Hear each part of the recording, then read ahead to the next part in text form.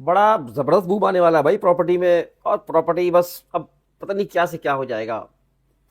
کچھ نہیں ہو۔ میں ہوں انتخاب سوری اور آپ دیکھ رہے ہیں ہمارا چینل پراپرٹی اپڈیٹس۔ دوستوں کافی دن سے میں دیکھ رہا تھا کہ ویڈیوز چل رہی ہیں، خبریں آ رہی ہیں، بہت یوٹیوبرز لگے تھے جو کہ ٹیکسز کے اوپر کمی آ رہی ہے، بہت بڑا فرق آ رہا ہے، بڑا طوفان آنے والا ہے، اور پراپرٹی جو ہے اب وہ آسمان سے باتیں کرے گی، اور بس بہترین ہو جائے گا پاکستان میں، اور سب یہ سمجھ رہے ہیں۔ میں بھی دیکھ رہا تھا، میں سچی بات ہے کہ میں نے کہا نہیں یار ابھی، کیونکہ میرے نزدیک میں سمجھتا ہوں کہ یہ ساری باتیں ہو رہی ہیں، مگر میرے نزدیک اگر یہ چیزیں، میں ابھی آتا ہوں ویڈیو کے آگے یہ بتاؤں گا، میں آپ ساتھ رہیے کہ کیا کیا سجیشنز تھیں، کیا کیا تبدیلیاں آنے والی ہیں، آ رہی ہیں، اس کے امکانات ہیں، اور جو ایڈوائس دی گئی ہے پرائم منسٹر کو، اور ایک ٹاسک فورس ہے جس نے ایڈوائس دی ہے کہ وہ کیا ایڈوائسز ہیں پراپرٹی میں، کیا سجیشنز ہیں کہ وہ اب پراپرٹی میں ٹیکسز کی کمی آئے گی، یہ بھی میں آپ کو بتاؤں گا۔ لیکن میں آپ کو ساتھ ساتھ یہ بتا دوں کہ یہ جتنے بھی ٹیکسز میں کمی آئے گی، پراپرٹی میں بہت حالات اچھے نہیں ہوں گے ابھی، پراپرٹی بہت زیادہ تیز بھی نہیں ہوگی، گو یہ ٹیکسز بہت کم بھی کر دیے جائیں، بہتری آئے گی، مگر جو ایک باتیں ہو رہی ہیں کہ بھائی اب تو پراپرٹی بس آسمان سے باتیں کرے گی اور سب بڑے خوش ہو جائیں گے، خوشحال ہو جائیں گے، اور بس کام کرنے والے بھی اور انویسٹمنٹ کرنے والے بھی، نہیں ایسا نہیں ہوگا۔ پراپرٹی ان ٹیکسز کی وجہ سے بہت زیادہ نہیں بڑھے گی، اور اس کے کئی فیکٹرز ہیں جو پہلے بھی ہم اپنی ویڈیوز میں بتاتے رہے ہیں کہ وہ کون سے فیکٹرز ہیں جس کی وجہ سے پراپرٹی گری ہے۔ آپ کو یاد ہوگا کہ سیلاب آیا سندھ کے اندر، اس وقت سے کراچی میں پراپرٹی بالکل ڈاؤن ہوتی چلی گئی، اور آپ دیکھ رہے ہیں کہ جو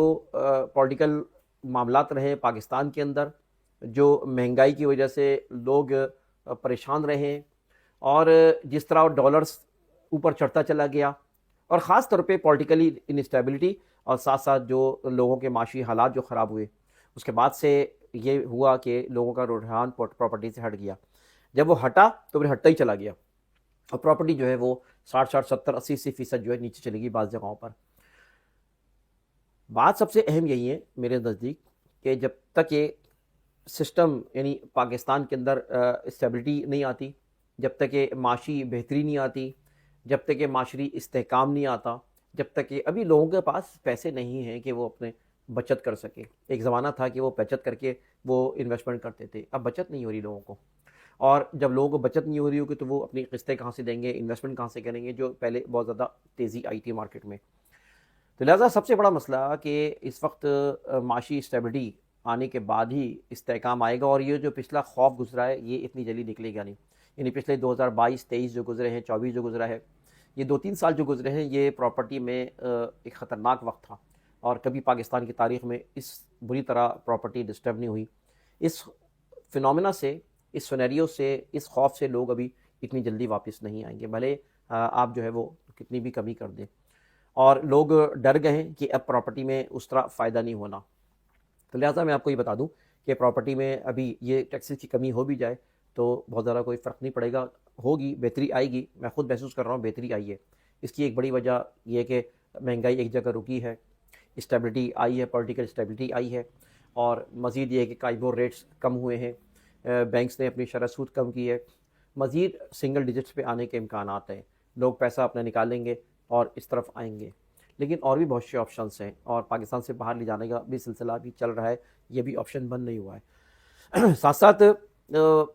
یہ ہے کہ اس وقت مہنگائی کی شرح بھی بہت کم ہو گئی ہے، 4.2 کا ریکارڈ قائم کیا ہے مہنگائی نے، اور اس طرح کے سائنس ہیں جس کی وجہ سے بہتری کی جانب پراپرٹی بڑھ رہی ہے۔ لیکن میں پہلے بھی کہہ چکا ہوں، ابھی بھی میں یہ بات کہوں گا دوستوں کہ پراپرٹی کی اصل وقت بہتری کا ہوگا وہ اس سال کے آخر میں،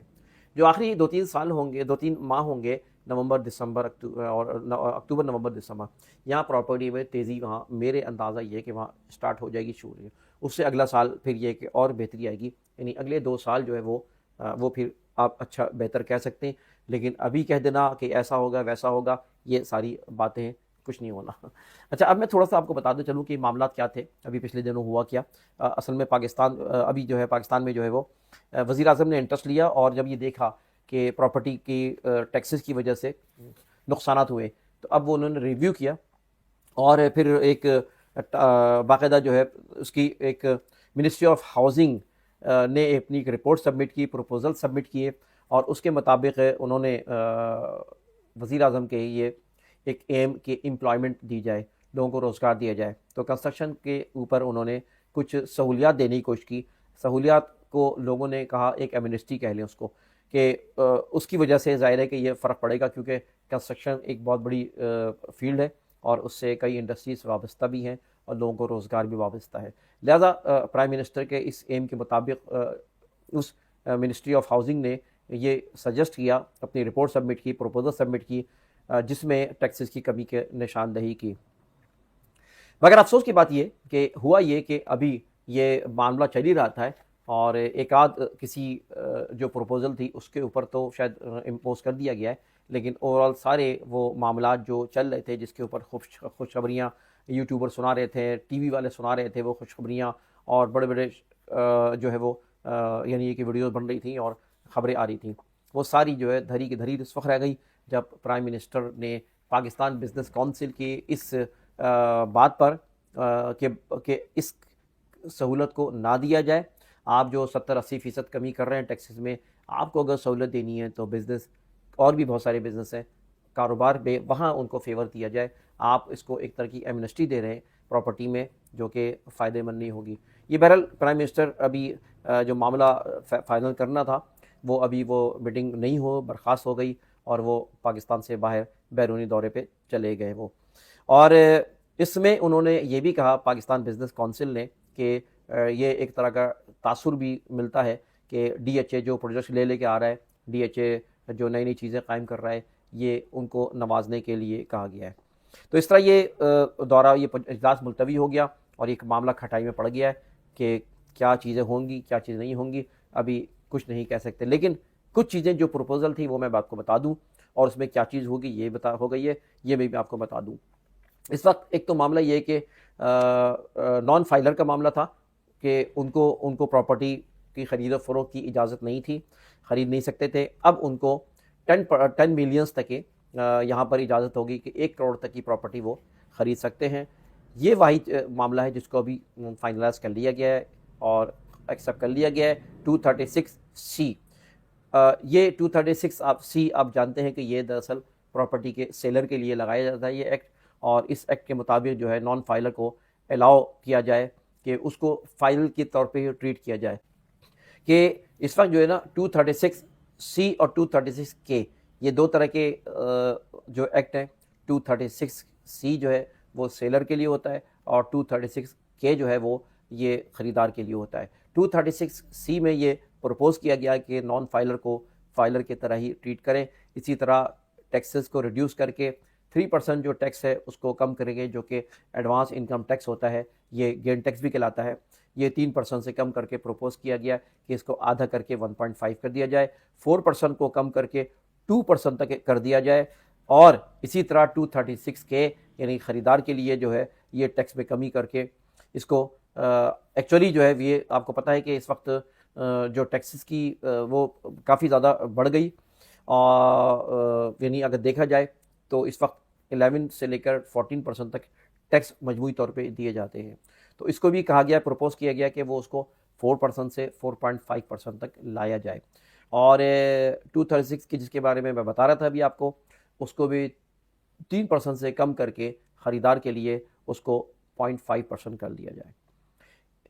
اسی طرح ایک اور بڑی اہم چیز، فیڈرل ایکسائز ڈیوٹی لگائی گئی تھی، فیڈرل FED، اور یہ ویسے بھی ناجائز تھی کیونکہ یہ اسلام آباد میں لگ سکتی ہے لیکن باقی صوبوں میں یہ اپلائی نہیں ہو سکتی، لیکن پھر بھی اس کو اپلائی کیا گیا،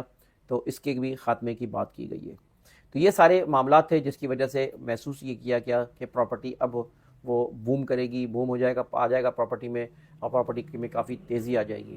لیکن ابھی یہ معاملہ سارے رکے ہوئے ہیں، اور آگنے والے وقت میں ہم آپ کو بتائیں گے کہ کیا چیز فائنلائز ہوئی ہے، کیا چیز فائنل ہونے والی ہے۔